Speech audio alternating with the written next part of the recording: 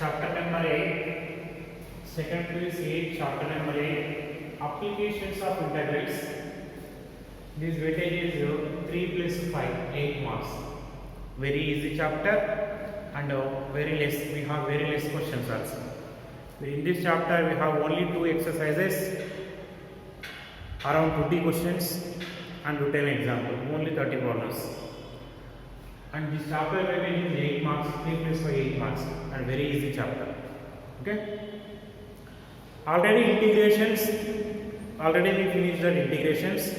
Now in this video we are discussing about application of integrals. See, in this chapter we are finding the area bounded by the curves we are finding. Mainly in this chapter we are finding the area bounded by the curves. We are finding that area. So how we are finding? First, according to question, we are drawing graph. From the graph, the required area we are shading. That required area we are finding. So for that, for finding the equations, for finding the area, we have some concepts. You see, maximum this chapter problems we are using by these concepts only. We are solving the problems by using these concepts only. You see, first concept, the area between the following curves, different curves, we have different diagrams also. How we are finding this? Y is equal to f of x. This is the one of the curve. X is equal to a, x is equal to b. These two are two lines. You draw this one. X is equal to a. This is the line. X is equal to b. This is the x is equal to b line. And y is equal to f of x. Any curve equation. So the area, required area. This is the curve, and x is equal to a, x is equal to b, and x axis also. So how we are finding this area? So area is equal to where you see a to b and this function. So this is equal to nothing but integral of a to b and f of x dx. Integration of limits over a to b f of x dx. This is the method. Second one, you see y is equal to f of x, x is equal to a, x is equal to b. But what is the difference here? This curve it is in first quadrant, but this y equal to f of x curve is below the x-axis, that means fourth quadrant. If we find this area without using this area is equal to modulus of integration of a to b f of x dx. If without using we are finding this area, we are getting same value, but we are getting negative. We are getting what? Negative value we are getting. But area is always positive. Area is always positive. So that we are applying modulus. Remember this one. If the curve is below the x-axis, we are applying modulus. Remember this point. Next, coming to third one. Coming to third, you are saying y is equal to f of x, x equal to a, x is equal to b.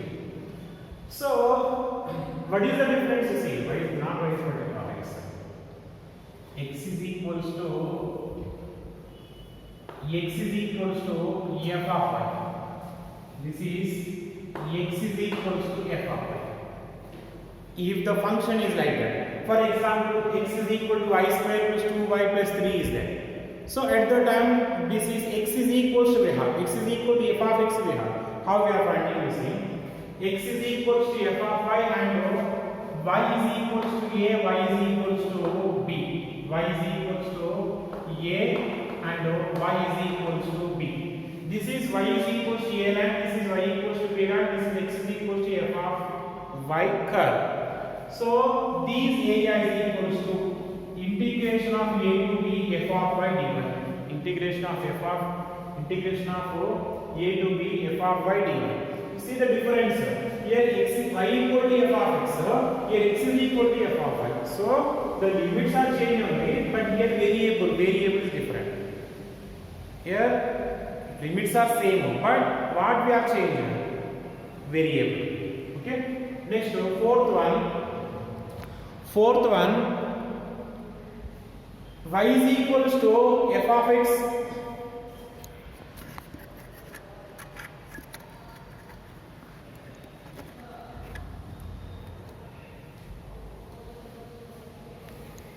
okay, see, y is equals to f of x, x is equal to a, x is equals to b.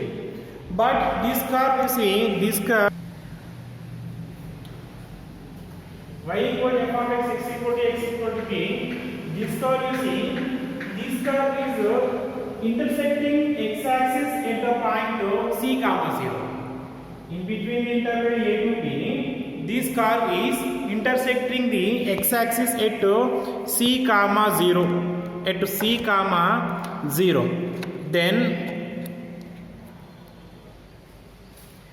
say intersecting at the point c comma 0.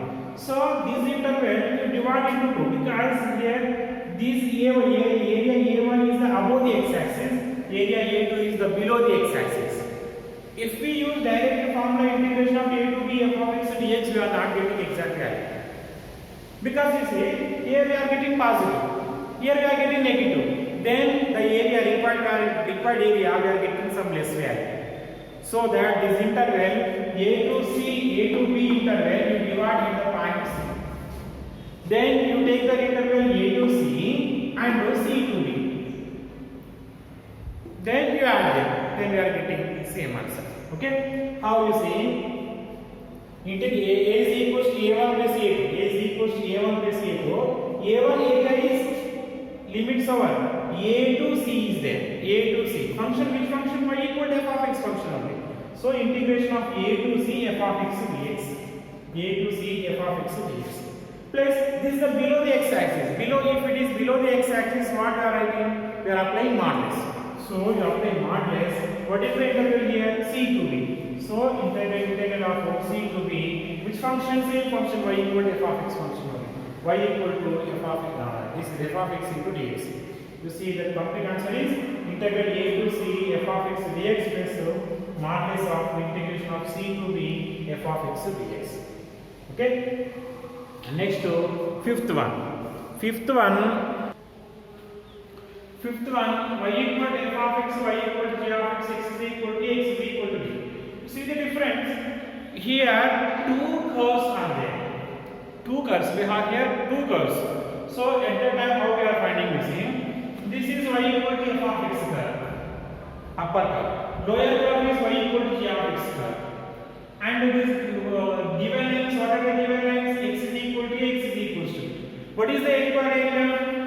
In between the y-axis and f of x and g of x we are finding. So this is our required area.